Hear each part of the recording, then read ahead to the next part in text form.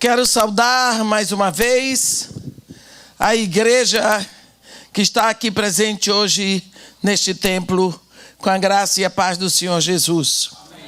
Convidar os irmãos para abrirem a Bíblia em Gênesis, no capítulo 3, versículo 7.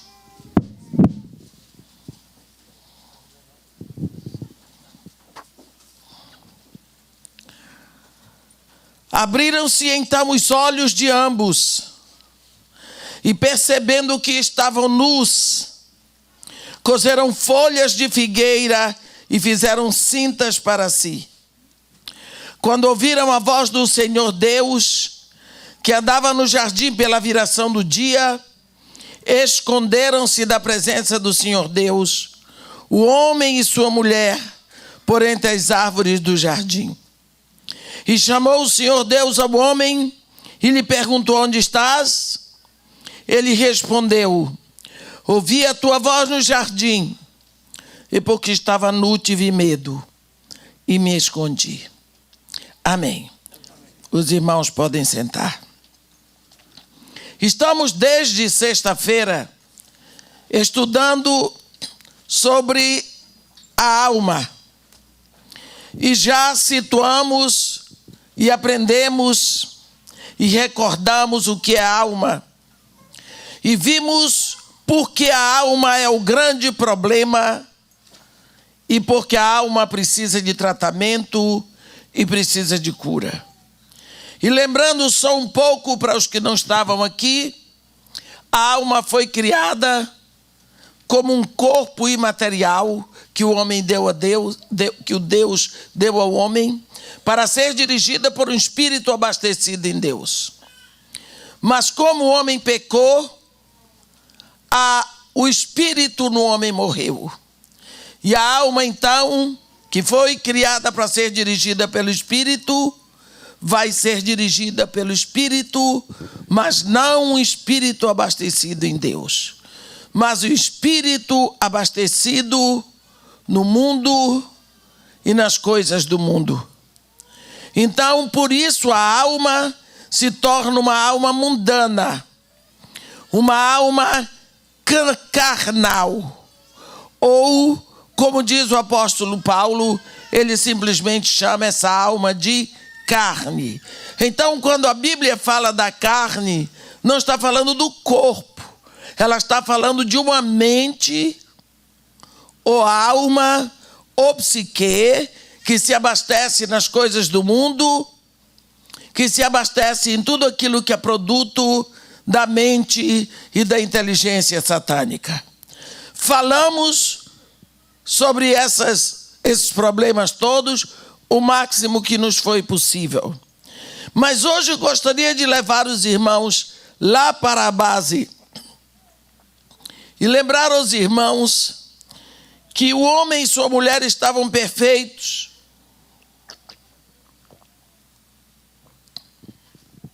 no jardim, e que Deus vinha todos os dias na virada do dia para estar com o homem e a mulher. E eles se deleitavam na presença de Deus. E quando Deus saía, a vida do homem e da mulher era uma expectativa e um desejo pela próxima visita.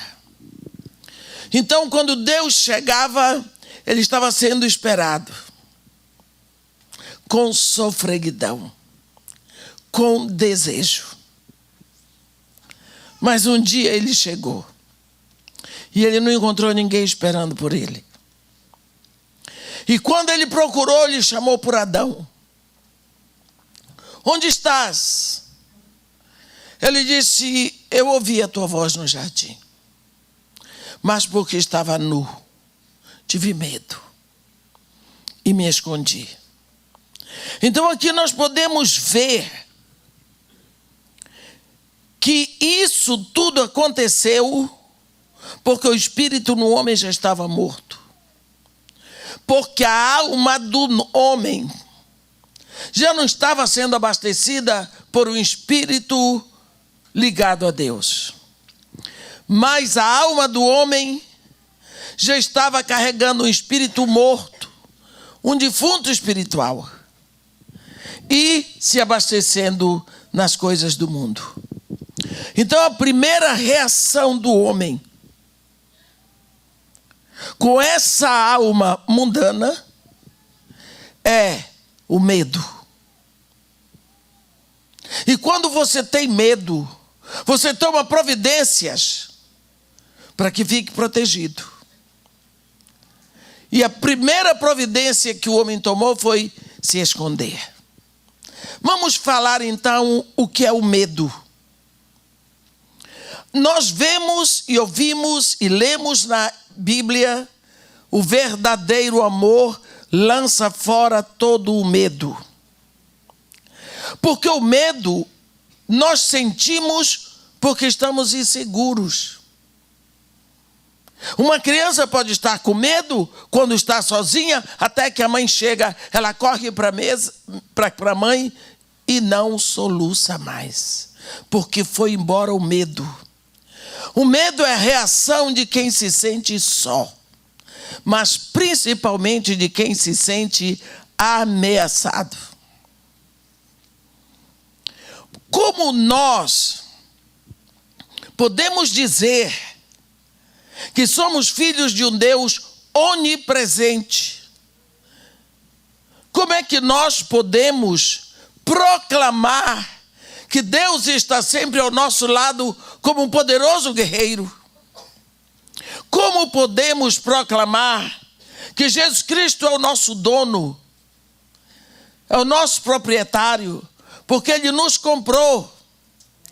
Como podemos proclamar que a presença de Deus nos cerca, pela direita, pela esquerda, pela frente e por trás? Com a boca proclamamos, mas a nossa alma diz: não, você está só, porque sentimos medo. Você vê que isso era para ser chamado de loucura. As pessoas hoje falam tanto nesse tipo de loucura. Há um momento na vida de Esdras em que ele vai viajar para a Terra Santa e o rei diz para ele: olha, Esdras, você já está com tudo pronto para viajar, mas eu sei que a viagem é perigosa.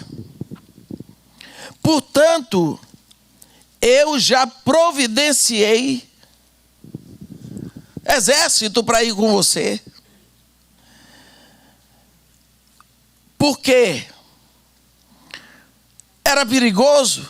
Esdras diz que então, versículo 21, então apregoei ali um jejum junto ao rio Ahava, para nos humilharmos perante o nosso Deus, para lhe pedirmos jornada feliz para nós, para nossos filhos e para tudo que era nosso.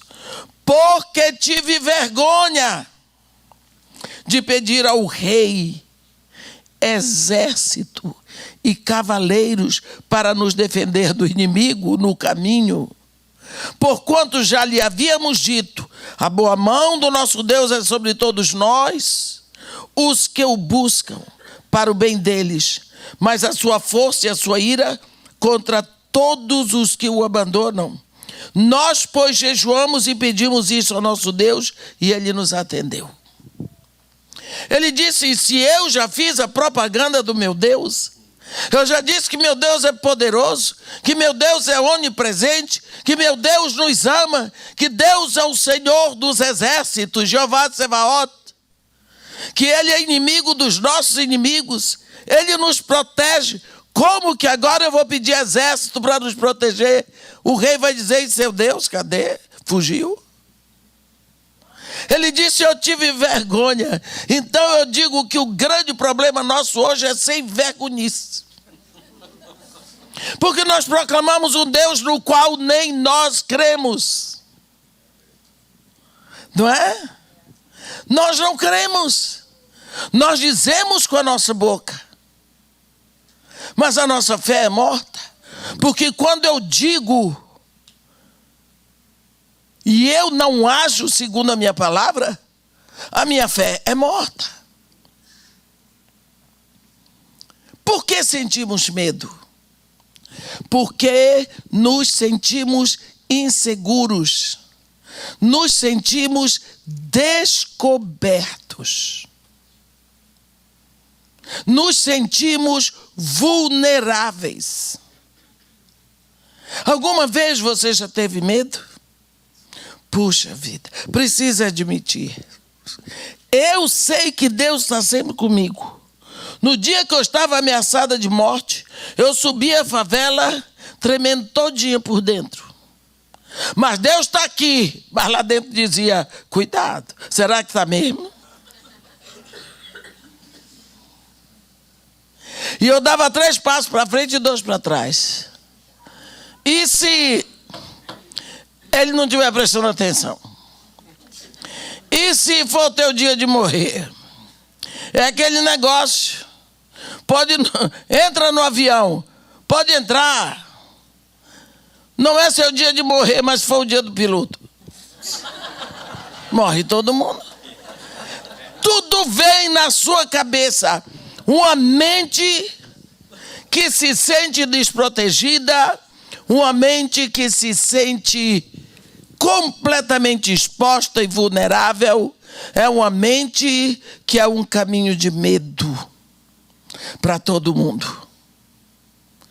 E quantas vezes hoje nos sentimos com medo e oramos e nos sentimos com medo? O que é que nós fazemos com esse medo, hein? Mas a senhora tem medo? Uma mulher que anda com Deus há tanto tempo? Sim. Sim. O que eu vou fazer? Sou mais fraquinha do que você. Pior foi Elias. Para que Elias aprendesse que Deus é fiel quando promete, Deus deixou ele mais de 1 ano na beira da fonte de Querite para comer comida babada de bico de corvo, para aprender que Deus é Deus de aliança, que quando Ele promete, Ele cumpre e vai cumprir e tudo mais. Teve que comer comida do bico de corvo para aprender todo dia. É mesmo, Deus é fiel. À tarde, é mesmo, Deus é fiel. É mesmo. E foi assim mais de 1 ano e meio, todos os dias de manhã e de noite, para aprender que Deus é fiel. Quando Ele promete, Ele cumpre. Amém. Você já fez uma ginástica assim? Eu agora, depois de 20 anos, eu aprendi que é Deus que supre as necessidades da casa de Maria e Marta, porque o trabalho é dele, mas eu sempre disse isso. Mas quem disse que lá dentro eu tinha que me virar, senão Deus não ia suprir? Você já entendeu isso? O dano que a nossa alma sofreu. Nós dizemos que cremos, temos certeza que quem cremos, mas na hora não agimos. Então é preciso que haja uma ginástica. É preciso que haja uma determinação em você. Para você ir vencendo essas dificuldades. Além do mais, nós já dizemos, não adianta criarmos mecanismos de defesa do nosso ego.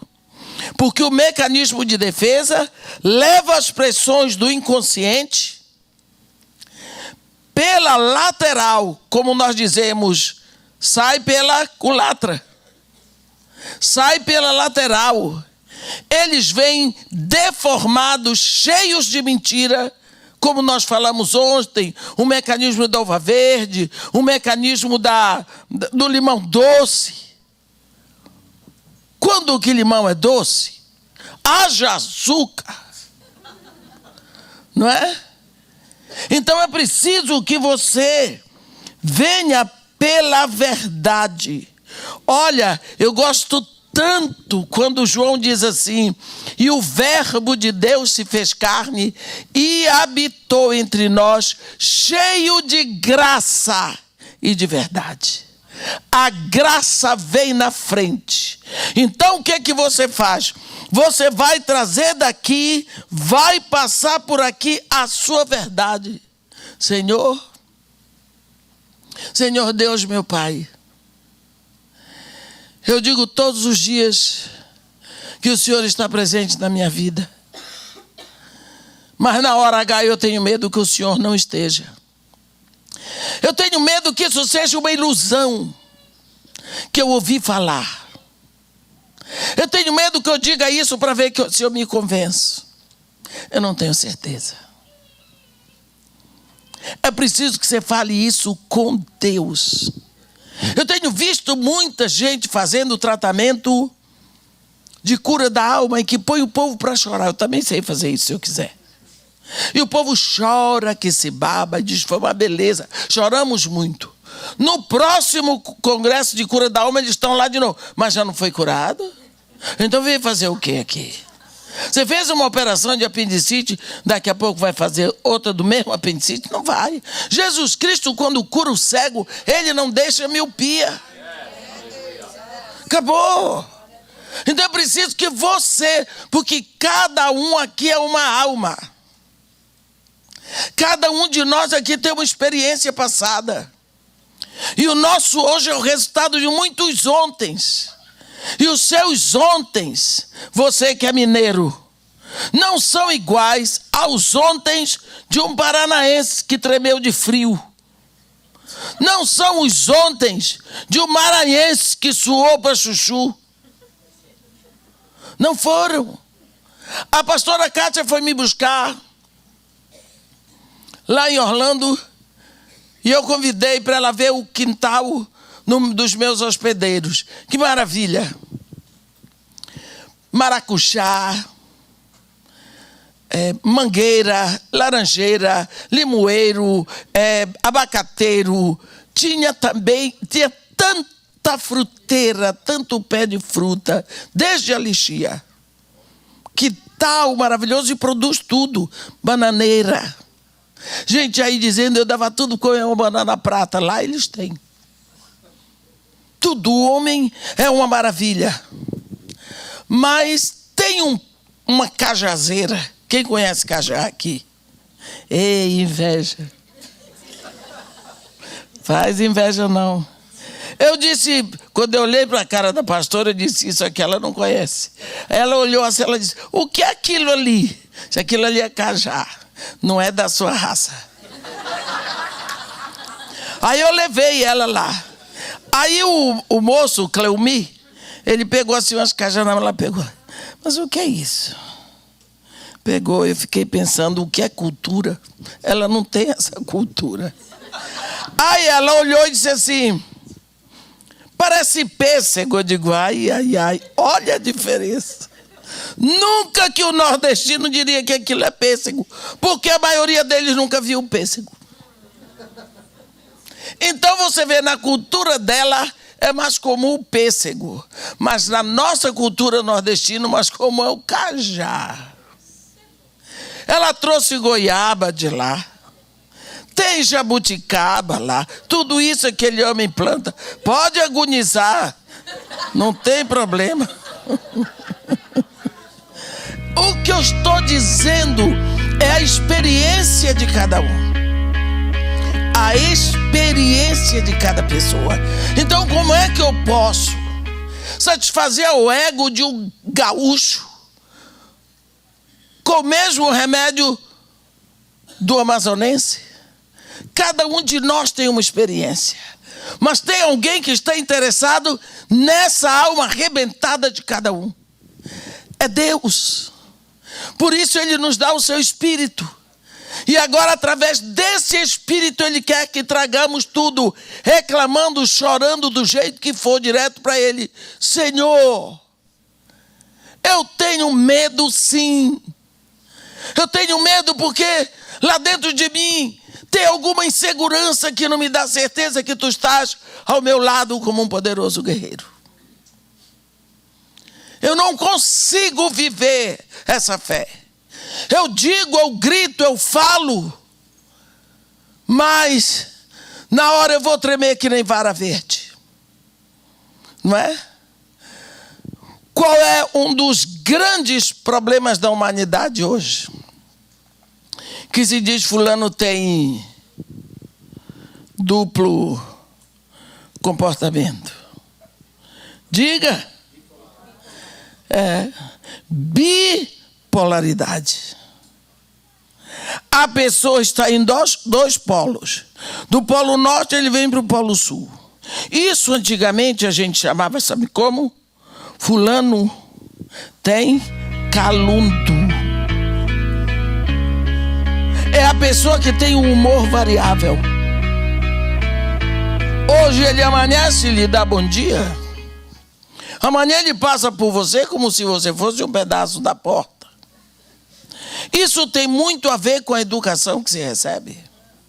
Porque se você ensinar o seu filho desde pequeno que ele não está sozinho no mundo e que tem outras pessoas e que ele deve favor à pessoa que trouxe a luz para dentro da casa dele, embora ele pague a eletricidade. Se você ensinar que alguém levantou cedo para fazer um pão quentinho e botar em cima da mesa, vai desenvolver em seu filho o sentimento de gratidão. Então seu filho, quando não se sentir feliz de manhã, ele não sai chutando a porta em todo mundo que estiver por perto. A grande maioria dessas pessoas sou bipolar, você é maleducado. E quando nós não ensinamos isso, deixa que a polícia ensina. Porque eles são muito valentes dentro de casa, mas quando chega lá no presídio, eles viram uma moça. Eu não sei se você já viu o bandido ser preso. Eles ajoelham e pedem pelo amor de Deus. Não era esse o comportamento quando eles tinham uma vítima para eles enfrentarem. Porque todo opressor precisa de uma vítima. E normalmente ele escolhe as vítimas dele. Quanto mais fraco, melhor para ele.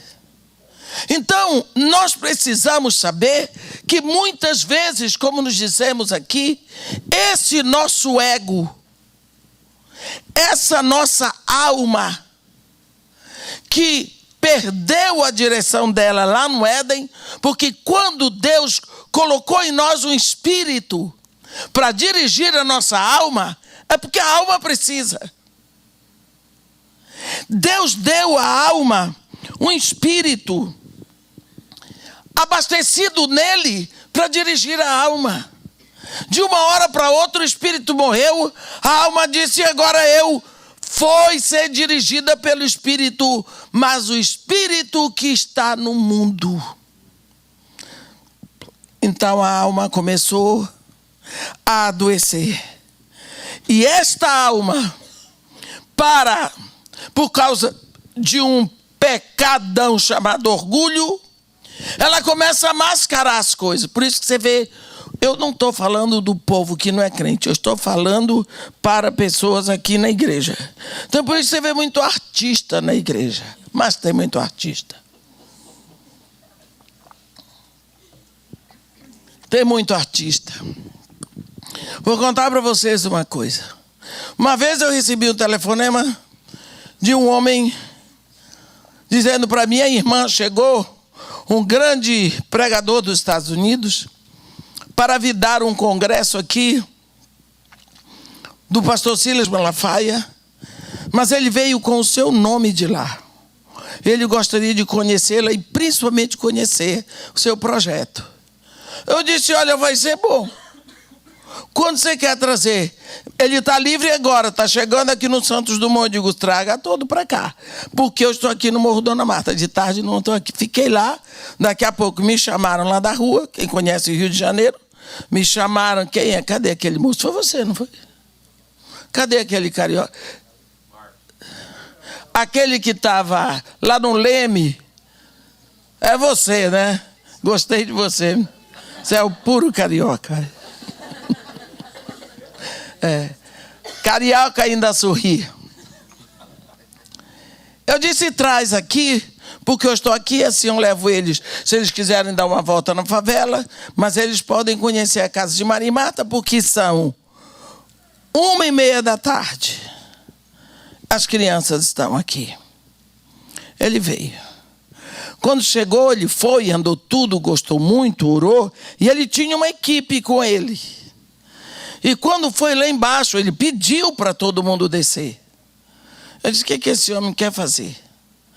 Aí desceu todo mundo, estava na praça. Ele pegou. Eu estou dizendo isso para ver se isso chega no ouvido dele. Porque crente fala. Ele pegou o envelope. Mas o envelope era polpudo. Ontem, quando o pastor me entregou o envelope de oferta, eu fiquei com medo. Meu Deus, o que tem dentro dele? O envelope estava gordo. Para cooperar no seu ministério.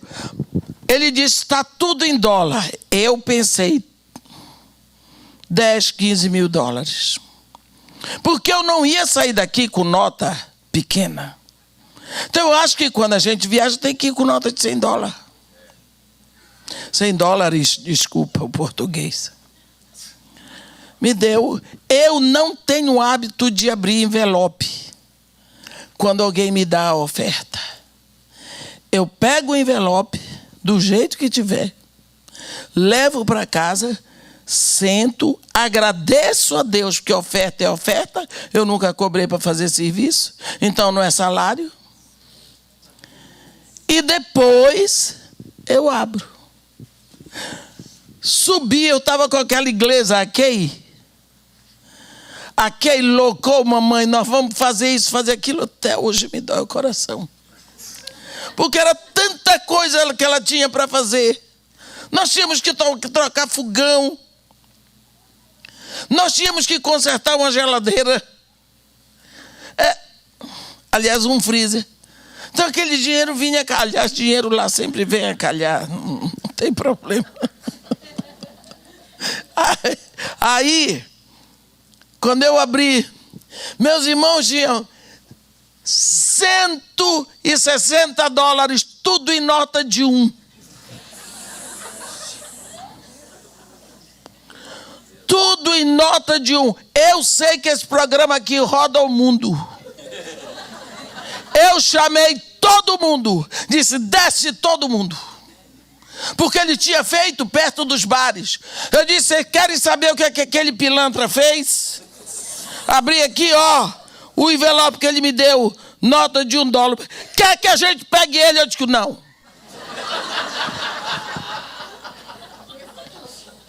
Por isso eu estou dizendo, tem muito artista. A quem ele enganou? A mim. Mas ao dono da obra ele não vai enganar. Eu nunca mais vi falar. Graças a Deus nem lembro do nome dele, mas Deus sabe. Senhor Deus, segura esse homem. Eu não quero me lembrar dele, porque eu estou tão braba. O Senhor deve estar rindo da minha cara. Mas, por isso que eu estou lhe dizendo, as pessoas, para enganar, elas não precisam estar lá no presídio. Elas não precisam estar no Palácio do Planalto. Elas enganam, elas mentem. Porque a alma delas está sendo dirigida pelo espírito do engano. Por isso, quando os discípulos quiseram fazer aquelas 3 perguntas a Jesus, Jesus olhou para a cara deles, olhou com aquele jeito tão bom, porque Jesus tem um jeito tão bom, não é, pastor? Vede que ninguém vos engane. Abra o olho, porque o engano está bem aí. Porque a nossa alma, ela vem se expressar por caminhos tortuosos. E normalmente é o caminho da mentira. Então, quando você para conversar com Deus, traga a coisa em caminho reto, porque Ele já conhece. E deixa vir, dirigido pelo Espírito. Senhor, eu não presto. Não estou falando, acabei de mentir ali. Meu coração está desejando isso. Por isso Jesus Cristo disse: entra no teu quarto e fecha a porta, para ninguém ouvir. E ora teu pai em secreto. Porta fechada, você ainda vai olhar assim, para ninguém ouvir. Porque você não vai dizer coisa boa. Coisa boa de dizer aqui na igreja: Senhor, Deus, meu Pai. Aqui isso é oração bonita de se ouvir, mas o que você vai orar lá no secreto? Para que Jesus manda você fechar a porta e orar ao seu Pai secreto? É porque Ele quer que você vomite o que está dando indigestão. E ali mesmo você ainda diz assim: quero te amar. Quer nada.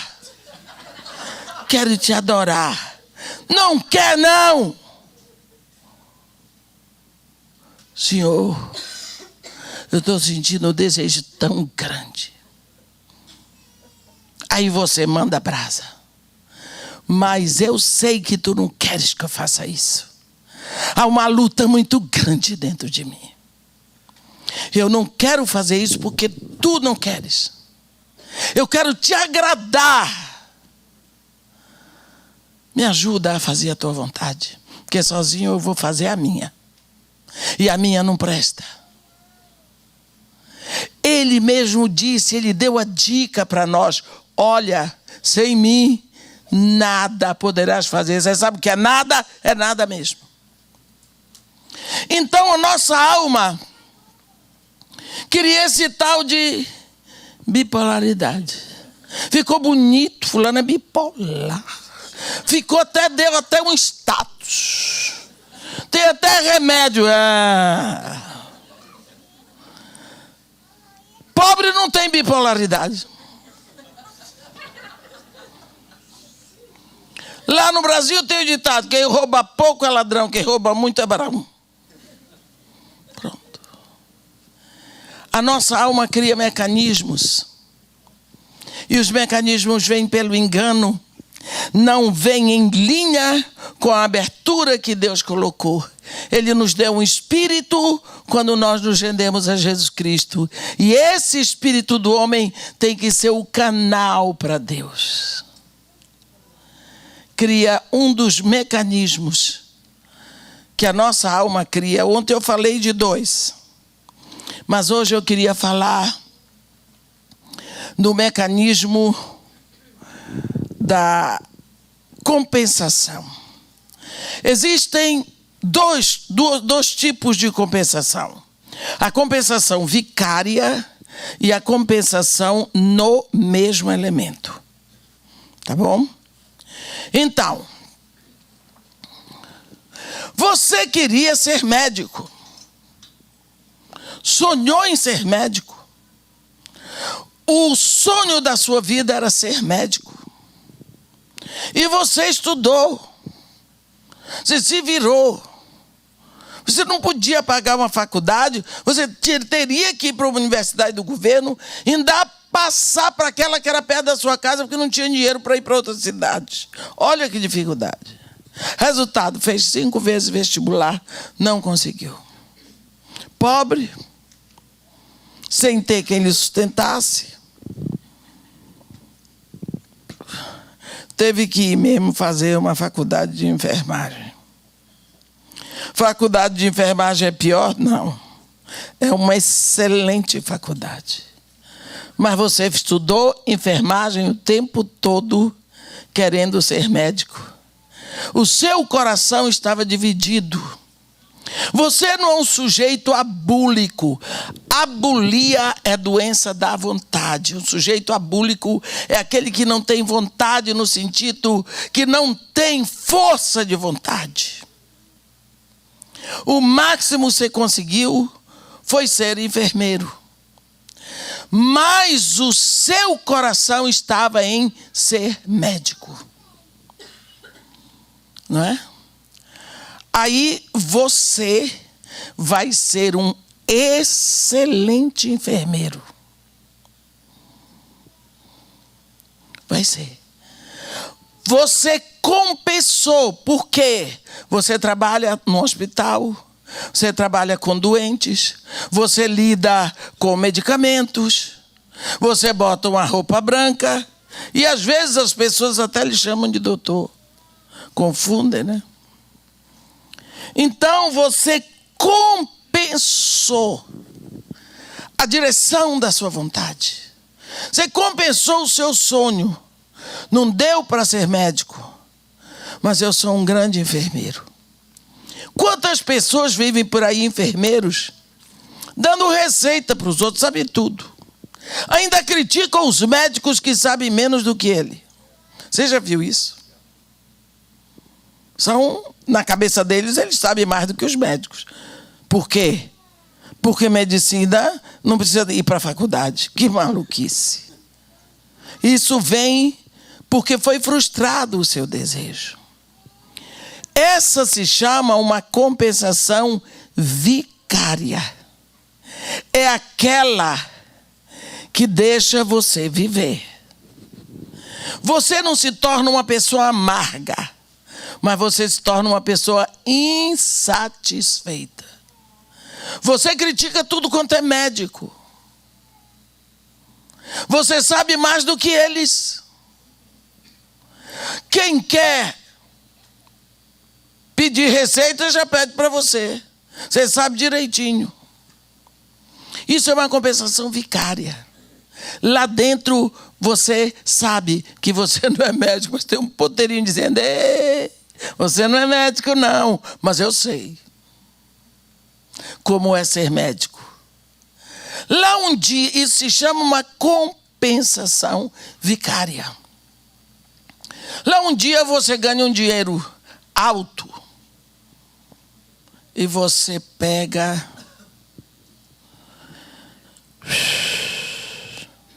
dá para parar 10 anos da minha vida. Agora dá para eu fazer uma faculdade paga. Eu vou ser médico. Aí você vai, se matricula num cursinho pré-vestibular, você estuda. Você entra para uma faculdade de medicina, você vai ser médico. Isso se chama compensação no mesmo elemento. Você conseguiu superar. Mas você não era enfermeiro, mas agora eu sou enfermeiro e médico. Eu sou mais do que os outros médicos. Vai ser sempre mais. Isso é compensação. O que significa que a sua alma, enfim, ficou saciada. Havia um desejo, havia um sonho, havia uma vontade, havia uma sede. E você saciou a sua sede. No dia em que você compensou a sua falta no mesmo elemento. Quantas vezes você vai conseguir compensar quando você está velho? Você passa a vida criticando os outros. Passa a vida criticando os outros. Porque você não consegue. E era aquilo que você queria fazer. Quantas vezes algumas pessoas me dizem: irmã, quando a senhora está pregando, eu me vejo fazendo o que a senhora está fazendo. Eu digo: olha, eu creio que você tem um ministério de ensino. Mas eu lhe aconselho por isso a não pedir ao pastor para ir para você ir para o púlpito. Vai estudar. Porque você quer começar por onde eu estou terminando? Vai estudar. Você sabe desde que horas eu estou estudando hoje para trazer essa pregação? Eu fui para a cama próximo de meia-noite, não foi? Tomei meu banho, deitei, afundei. Quando eu acordei, eu disse: Senhor, e agora? Que eu tenho aquela porção de pintinho com a boca assim, esperando o alimento. E se eu der o meu alimento, não vai prestar. Mas se vier o do Senhor, vai ser uma porção de crente satisfeito hoje. Fica aí. Veio muito claro. Porque tem muita coisa para pregar sobre a alma. E eu peguei um punhado de coisas e não sabia o que fazer. Veio muito claro. Não esquecer bipolaridade, compensação e projeção. E aí eu fui mandar brasa, na psicologia para achar os textos na Bíblia, e o que eu ia pregar hoje de mim não vai sair nada. Porque eu ia pregar de mim, porque era mais bonito. Eu achei. A gente tem que estar sempre observando a nós mesmos. Eu tenho sempre que estar de olho aberto, não é da vida dos outros, é na minha. Porque a minha alma é que vai trazer dores para mim. Não é a alma do outro. Não é? Cuidado o que você vai fazer. Cuida da tua alma. Então, quando nós compensamos aquele sonho, nós ficamos realizados. Mas ainda temos que abrir os olhos contra um inimigo chamado orgulho, soberba, vaidade. Tem pessoas que têm uma alma tão absolutamente gananciosa que isso se projeta numa dor muito grande na vida dela que elas não notam. Tem um momento na Bíblia em que Deus diz: se você vai passando por um campo de alguém que você não conhece, e você sentir fome, e você estiver com fome, você tem liberdade do Criador de tomar do fruto da terra e comer para saciar a sua fome. Mas não leve dali 1 grão de milho no bolso, porque senão você roubou. Entendeu? Você come até saciar a sua fome. Não é pecado. Mas não leve dali nem 1 grão de milho, porque o que você levar já é roubo. Você está tirando do campo dos outros, sem permissão do dono, para levar para casa. O que significa que Deus está dizendo? Isso é cobiça. Isso é pecado. Isso é ganância. Não é? Quantas vezes eu tenho encontrado crentes, depois que eu faço a pregação de cobiça, porque é o 10º mandamento, eles vêm me dizer: irmã, eu não sabia que era pecado. Você não sabia que ganância é pecado? Mas, irmã,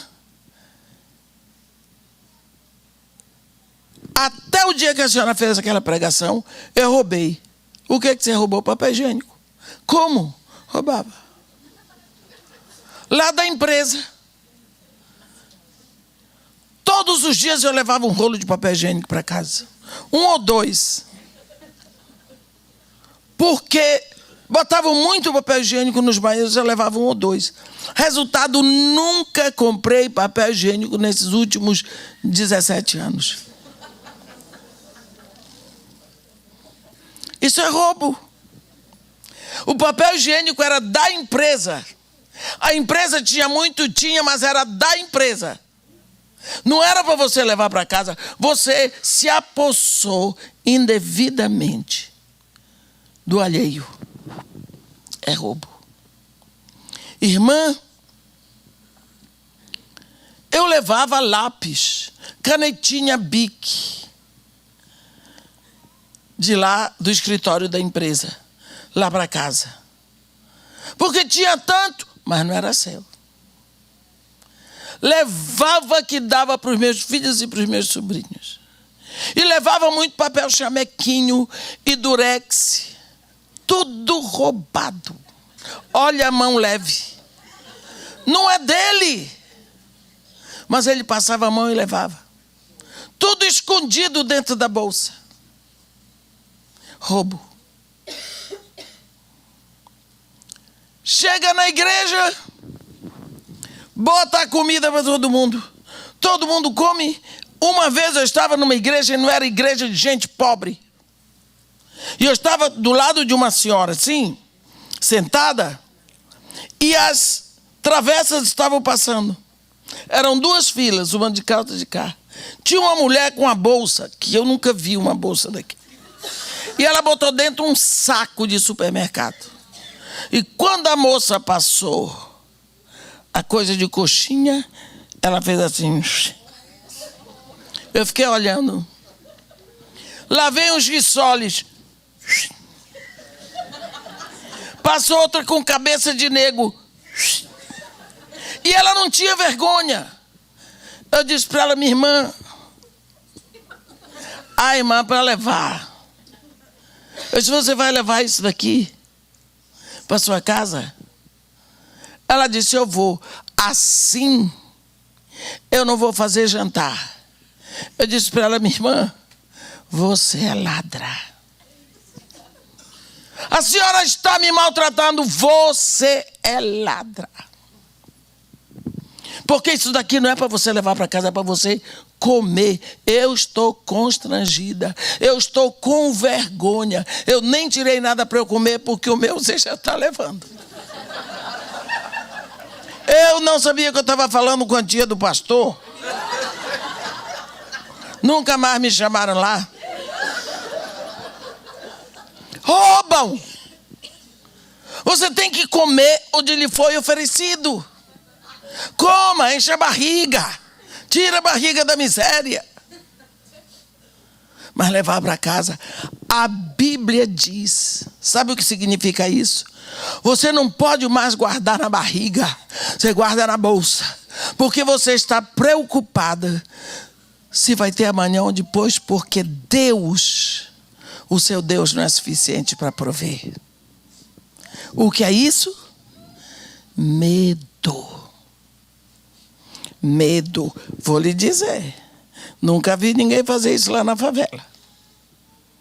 Nunca vi. Você tem 138 crianças.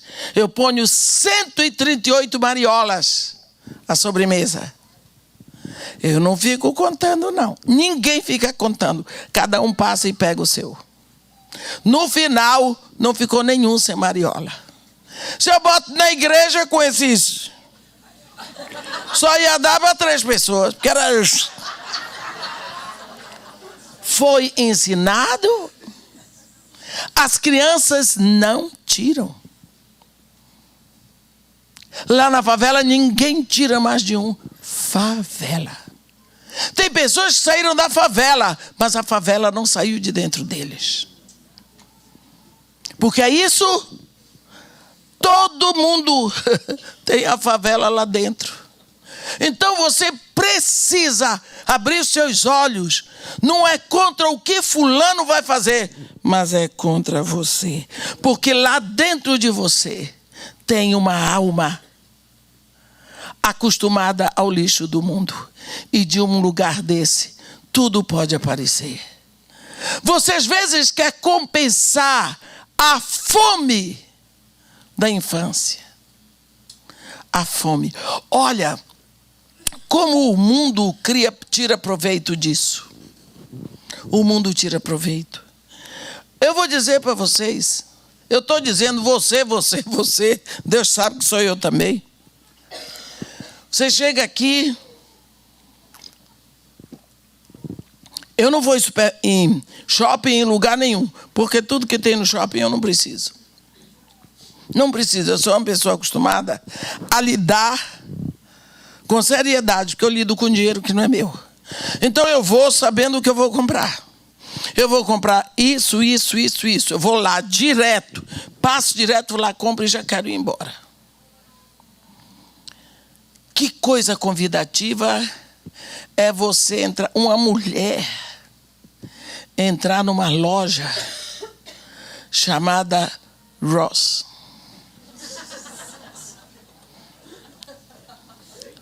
É um perigo. Dá vontade de você passar a mão assim, ó. Meu. Os preços são convidativos. As roupas são bonitas. Tudo é bonito. Todos os sapatos. Gente, tudo é bonito dentro daquela loja. Você vai no Macy's, misericórdia. Em qualquer shopping que você vá, é tudo bonito. É mesmo que restaurante para gordo. Gosta de tudo, vem um cardápio. E agora o que é que eu faço? Quero tudo. Quero tudo. Então, esta cobiça, ela desperta em você necessidades que na realidade não deveriam estar em você, mas estão. Você quer compensar o tempo que você não tinha, ou alguma coisa que você não teve. Porque, como eu disse para vocês, na favela eu não vejo isso. Então não significa que é pobre que tem ganância em comida. Não. Às vezes a gente pensa que quem rouba é pobre. Pergunta para o Sérgio Moro, que ele vai lhe dizer se tem algum pobre lá. E não tem preto também. Pá. Gostou?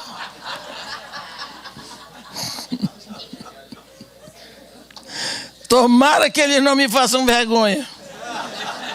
Porque dificilmente um preto chega a um cargo político desse alto, né? Então, pelo menos disso eles estão livres. Porque senão já estava tudo lá, ó, chilindró. Então nós precisamos saber que a nossa alma tem necessidades que estão lá em nós desde que nós somos pequenos.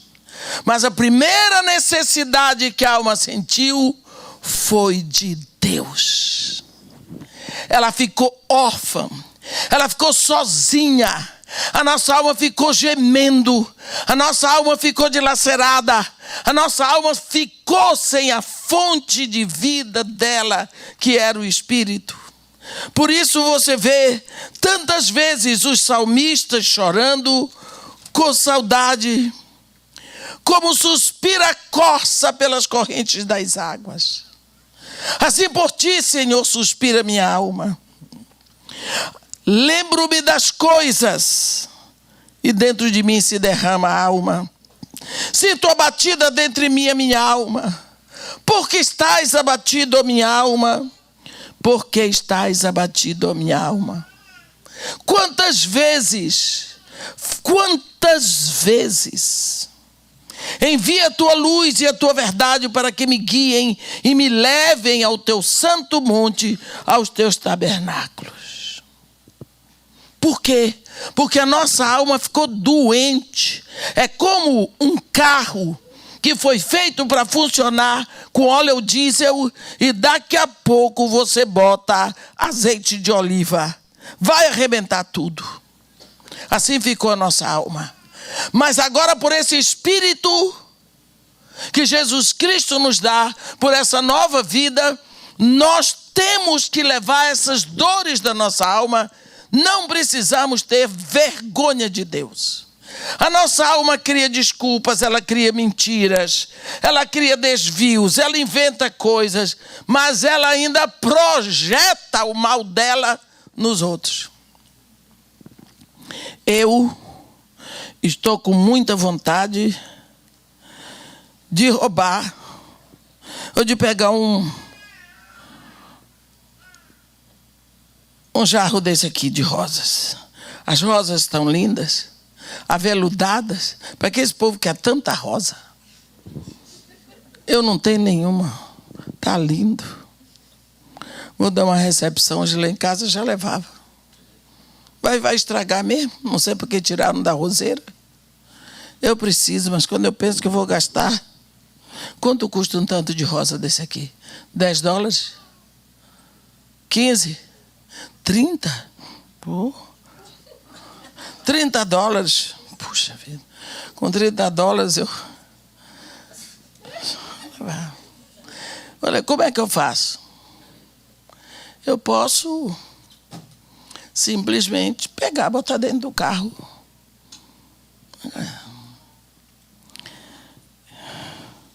Eu armo tudo na minha cabeça para roubar a rosa. Mas todo mundo sai da igreja.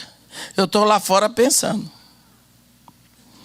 Aí daqui a pouco eu vejo que só quem ficou aqui dentro do templo foi a Rose com a pastora Kátia. Eu penso, uma das duas está de olho nas rosas. Uma das duas está de olho nas rosas. E é capaz de ser a Rose.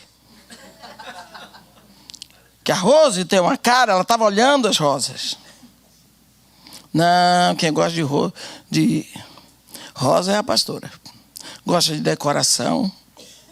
Vai se aproveitar do dinheiro da igreja. Vai levar as rosas para a casa dela. E eu tenho que ir embora. No final das contas, cadê as rosas? A pastora roubou. Por quê? Porque eu vi o olho dela em cima das rosas. Ela estava admirando e é ela que gosta de rosa. Eu levo tudo o que eu senti para cima da pastora. E aí no final, pegaram as rosas e jogaram fora. E a pastora levou a fama em mim, porque eu projetei o meu lixo para cima dela. Isso se chama projeção. Ainda tem na igreja aqueles que dizem, foi Deus que me disse. Não foi Deus. Foi a sua alma lixenta, perebenta, que levou você a julgar a ponto de dizer que foi Deus que lhe falou. Não falou coisa nenhuma. Deus chega a dizer lá no profeta Ezequiel, dizem que fui eu que disse coisa que nem me passou pela cabeça. O povo levanta falso até de Deus. Alma estraçalhada. Quantas vezes nós estamos projetando o mal? Pensa aí, eu quero pedir muito perdão agora aos homens, porque eu sei que nem muitos não são assim. Mas minha irmã mulher, abra muito o olho com o marido ciumento. Porque o papel do marido é ser cuidadoso. O marido que ama, ele é cuidadoso. Mas quando ele começa a jogar para cima de você, que você fez isso e isso e isso, sem você nunca ter pensado, e que algum homem está olhando para você e você está gostando, abra o olho, porque ele está projetando. Ele está projetando. É que ele está com esse problema na alma dele, mas é muito difícil para um prostituto ser casado com uma mulher santa. Então ele projeta um bocado do lixo em você, para se sentir melhor com o peso dele. Por isso, quando o seu marido sair do cuidado para o ciúme é obra da carne. Ciúme, inveja são obras da carne. E eles são gigantes assassinos. Então você também, quando estiver olhando para o seu marido e começando a cheirar a roupa dele, abra o olho. Porque você está cansar a cabecinha indo longe demais. Abra o olho, porque você está no caminho errado. Você está andando por aí. Abra o olho com ciúme. Porque o ciúme, na maioria das vezes, é projeção. A inveja é projeção. Você vê a outra pessoa ter alguma coisa e você se projeta para lá e vê que você devia estar no lugar daquela pessoa e não ela. Porque você merece aquela vida e não ela. Então, quando nós olhamos para a nossa alma, levantando o tapete, por causa das coisas que nós temos falado desde ontem, de manhã, nós vemos que todos nós, como diz o profeta, somos trapos de imundície. Todos nós temos uma alma mal cheirosa. Mas Por isso que nós precisamos agradecer a Deus, porque Ele nos enviou Jesus. Jesus é a solução de Deus. É um pacote da solução de Deus que Ele mandou para nós, que estávamos perdidos nos nossos pecados e delitos. Ele manda uma possibilidade para essas almas que estão aqui completamente no lixo e na lama. Ele manda Jesus que restaura esse caminho, que é o espírito do homem. Então nós podemos ir levando o nosso... Mas vamos levar o nosso lixo para Deus, o que é que eu vou fazer? Deus não quer receber de nós outra coisa. Por quê? Porque Ele sabe que nós não temos outra coisa para dar. Quando nós fazemos uma aliança entre duas pessoas. E nós que vamos fazer aliança, nós sentamos numa mesa. Eu digo assim: Senhor Deus, vou fazer uma aliança com o Senhor, em nome de Jesus Cristo. Deus diz: tudo bem.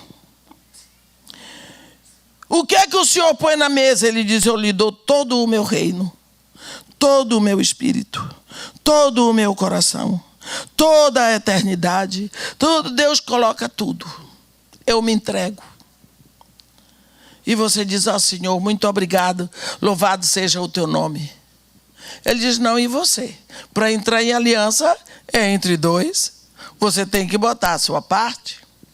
Aí você diz: então eu coloco a minha vida. Ele diz: mas não serve porque fui eu que lhe dei.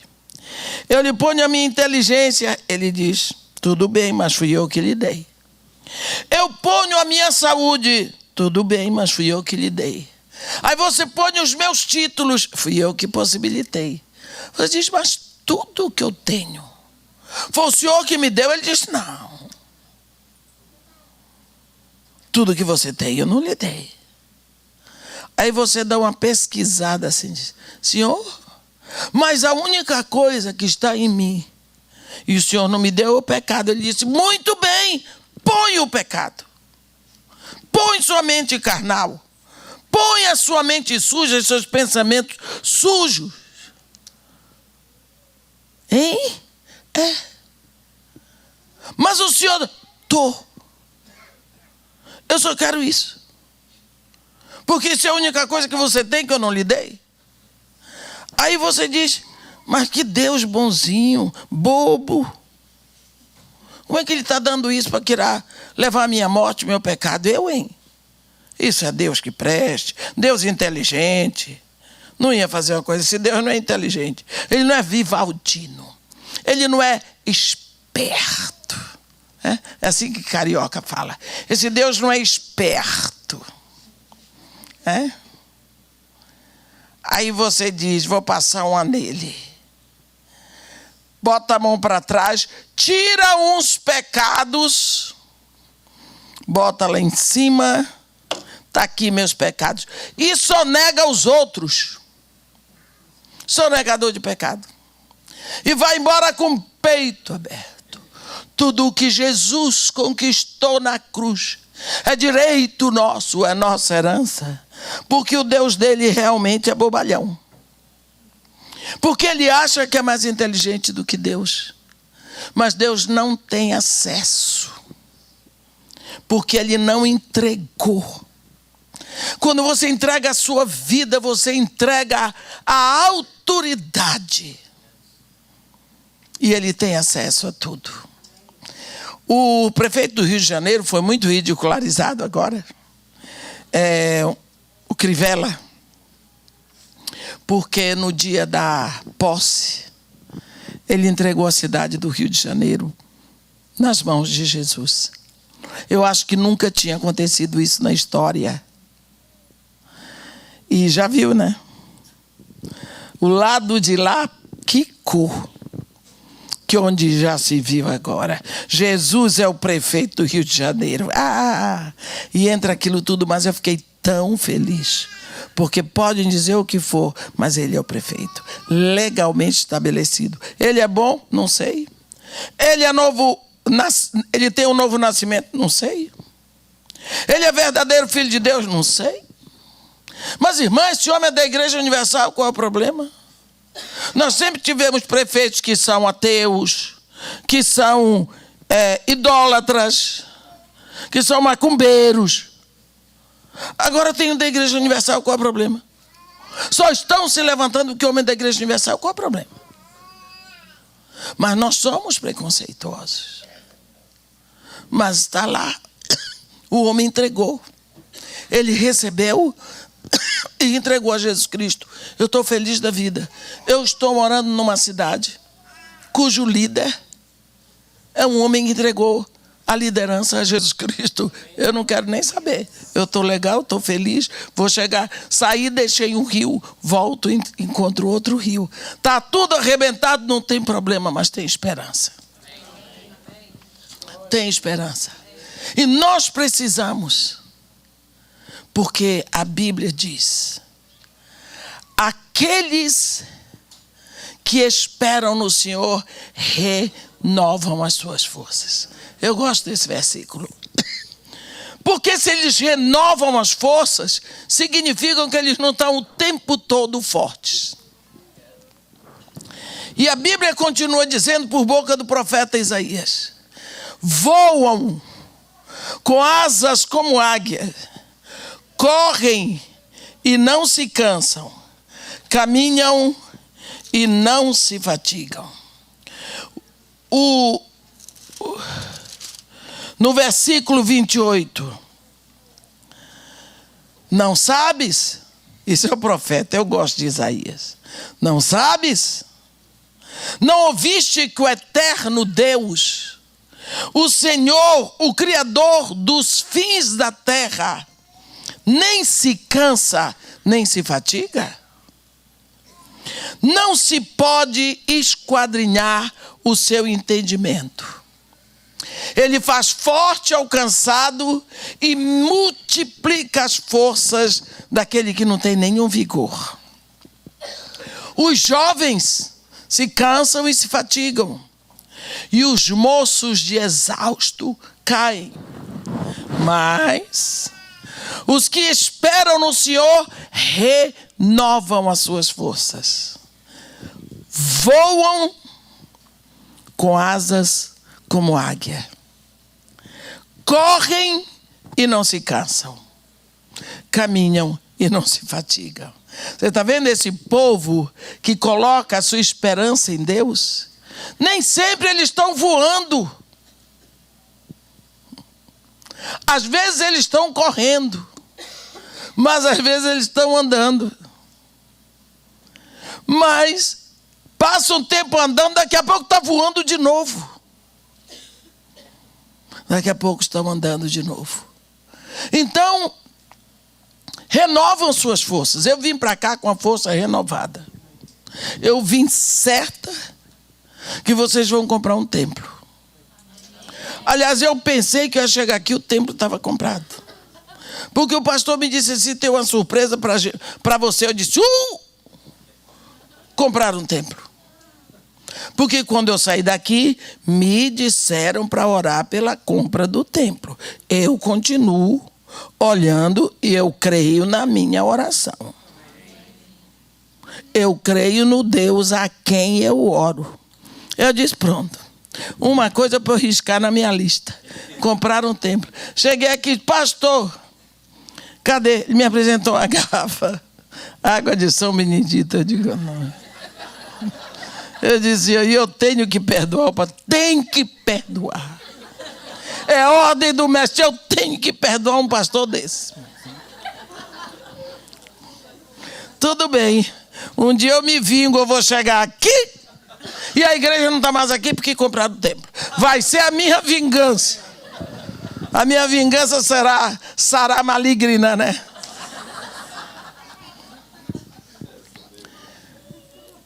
Nem sempre você que espera em Deus, você está voando.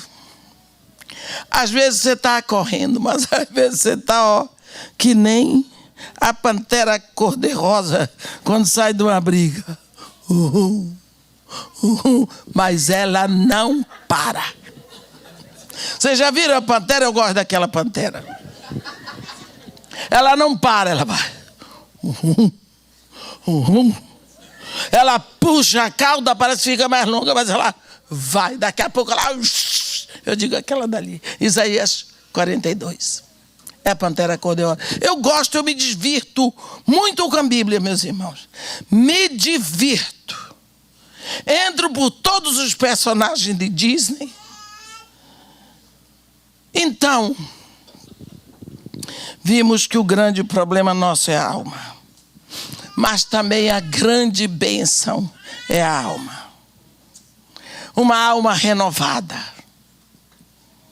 É uma alma que aprende que ela tem que direcionar as suas dores num só canal. Num só canal. Ela é reta. Porque Deus, a Bíblia diz que Ele é righteous, reto. A justiça de Deus é righteousness, é retidão. Quando nós aprendemos que o que Deus quer é que a nossa alma seja righteous, então ela nunca mais vai desviar para os lados. Ela vai aprender a trazer os seus nós, as suas dores, as suas lutas, todas com retidão, direto para o Espírito levar a Deus. Olha, a Bíblia, quando Jesus Cristo fala, Ele diz: bem-aventurados os que choram pela retidão, com sede de retidão, porque eles verão a Deus. Essa retidão, quando você lê na Bíblia, eles choram por righteousness. Nós dizemos na nossa Bíblia justiça, mas é essa retidão, porque eles serão saciados, porque eles vêm com a sua dor de forma reta, e eles se encontram aqui, em Deus, e eles vão ser saciados. Porque Deus só quer que nós possamos ir a Ele. Ele sabe que nós não podemos fazer nada por nós. Então é preciso que você apenas reconheça que você precisa dele. Lá em Cantares ele diz: só um olhar teu, só uma pérola do teu colar, olha para mim. Então, quando o salmista diz: minha alma bendize ao Senhor, e tudo o que há em mim bendiga o seu santo nome. Ó minha alma, bendize ao Senhor e não te esqueças de nenhum só dos seus benefícios. Então você tem que começar a olhar para os benefícios de Deus que estão na sua vida. E aí você começa a ter um coração grato. Senhor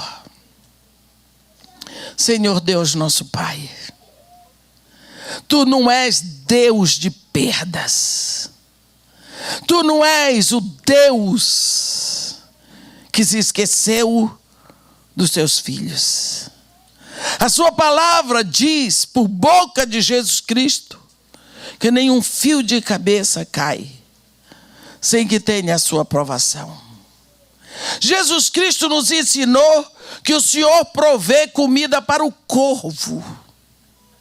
E comida de corvo é comida podre. Quanto mais para nós que somos os seus filhos. A sua provisão é constante, é completa, é perfeita.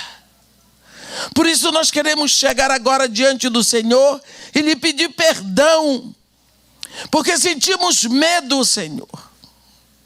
Confessamos que temos medo de passar necessidade.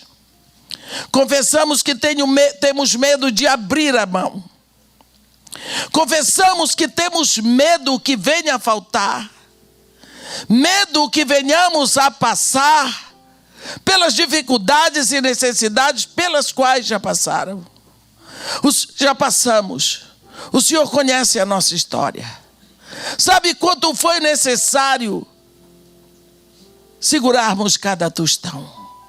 Ensina-nos que não podemos ser perdulários, mas tempera a nossa alma, de forma que nós possamos saber que a mão que está aberta para dar, está aberta para receber. Obrigada, Senhor, porque no tempo da ignorância, Tu cuidaste de nós, Pai. Quanto mais agora que Te conhecemos.